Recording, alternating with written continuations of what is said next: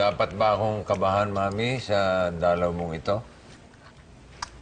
Aba, ewan ko sa'yo, Victor. Kung ako ang dadalawin ng nanay ko, kakabahan ako. Bakit?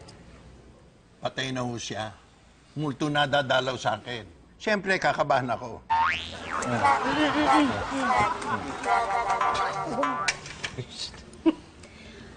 Anak, What this?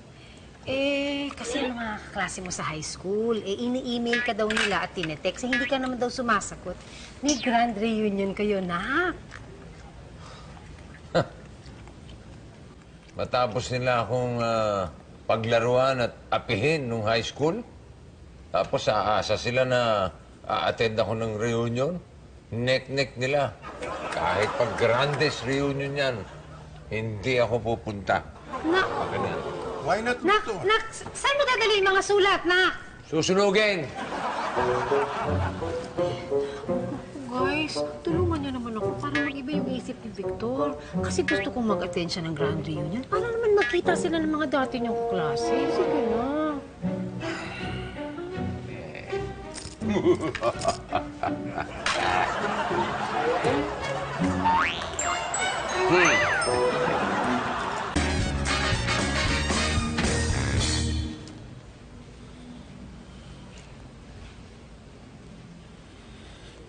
Iwas ako makipagbarkada nun dahil sa sikreto ko.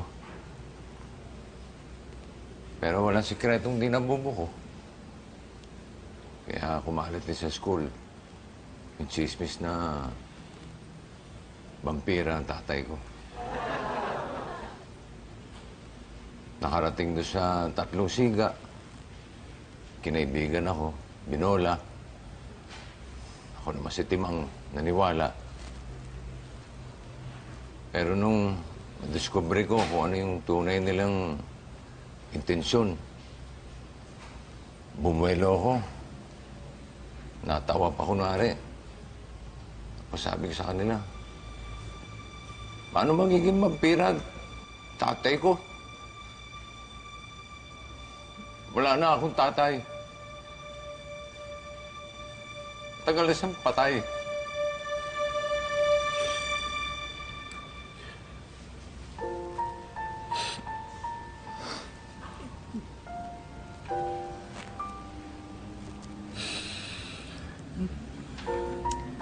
Anak, matagal na yun. Maintindihan ng daddy mo kung bakit mo ginawa yun.